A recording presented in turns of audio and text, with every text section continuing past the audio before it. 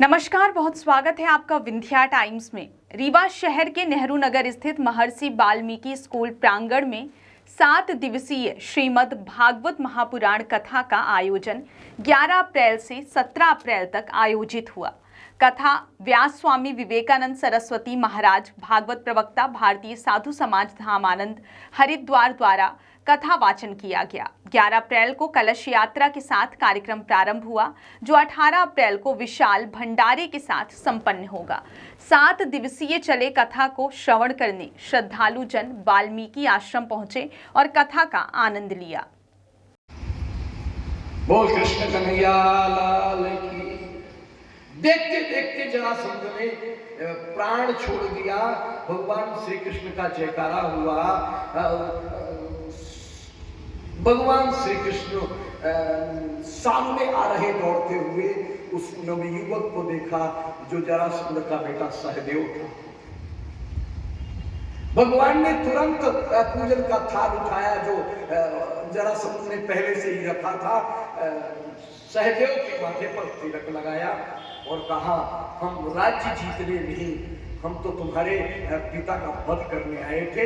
राज्य हम तुम्हें सौंपते हैं। सहदेव को राज्य सौंप दिया, राजा बना दिया और जिन राजाओं ने दूत भेजा था, जो बंदी बने थे, उन्हें छुड़ा दिया और छुड़ा करके लाए और सबको सामूहिक आमंत्रण दिया, आओ राजसूय यज्ञ में इंद्रप्रस्थ में हम महाराज युधिष्ठिर की तरफ से आपको। क्या कुछ कार्यक्रम चलेगा, कब तक चलेगा और क्या क्या मुख्य रूप से कार्यक्रम? ये स्वामी जी की भागवत है, स्वामी विवेकानंद सरस्वती जी की भागवत। ये स्वामी जी हरिद्वार हिमालय से पधारे हैं और 11 तारीख से शोभा यात्रा से ये कार्यक्रम प्रारंभ हुआ और चौथे दिन कृष्ण जन्म और कल रुक्मिणी विवाह हुआ।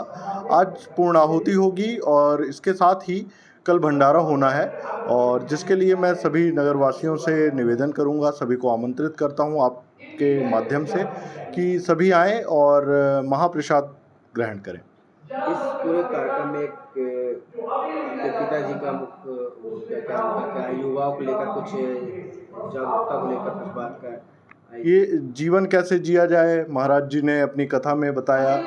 कैसे पुत्र के क्या धर्म है, पिता के क्या धर्म है, पत्नी के क्या धर्म है, एक पति के क्या धर्म होने चाहिए, इन सारी चीज़ों पे प्रकाश डाला है स्वामी जी ने, जिसका समाज में एक सकारात्मक प्रभाव पड़ेगा। और मैं तो ये मानता हूँ कि इस कथा का एक बच्चे से लेकर और एक बुजुर्ग तक सभी को इसका रसपान करना चाहिए। हमारे स्वामी जी ने भी कहा है, पिबत भागवतम, मीन्स भागवत को पीना है, ग्रहण कर लेना है, सुनना नहीं है।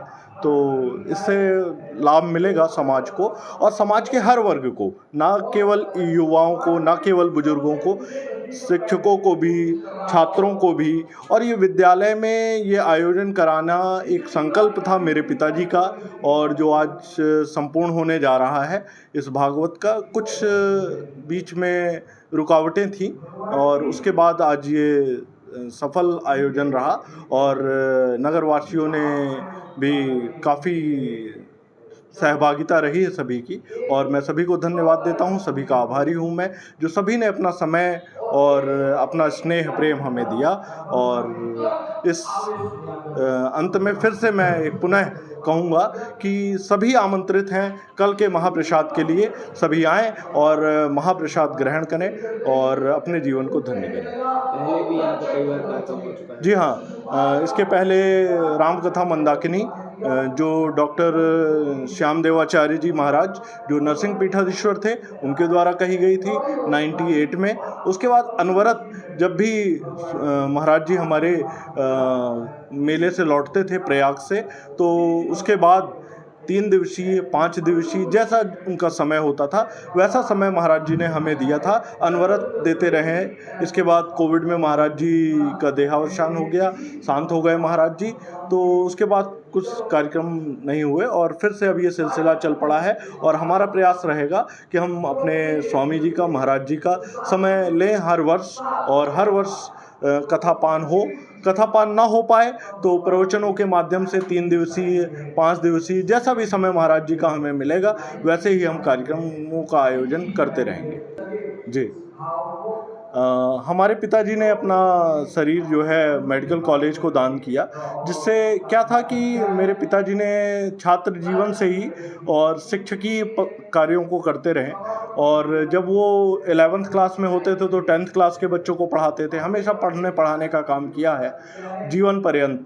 तो उनकी एक इच्छा थी कि उनका शरीर मरने के बाद भी उनका शरीर किसी अच्छे काम में लग पाए, पुनीत काम में लग पाए, और मेडिकल कॉलेज को दान देने का कारण भी यही था, जिससे बच्चे कुछ सीख पाएँ उनके जाने के बाद भी। और जब तक वो हैं तब तक तो अपने मोटिवेशन देते रहते हैं, अपने वीडियोस के माध्यम से, अपने पुस्तकों के माध्यम से वो ये काम कर रहे हैं। पर उनका एक लक्ष्य है कि जीवन के बाद भी उनके शरीर से बच्चे सीख पाएँ, और उसके लिए उन्होंने अपना शरीर जो है मेडिकल कॉलेज रीवा को दान किया है। मैं अमित गौतम, विद्यालय हमारा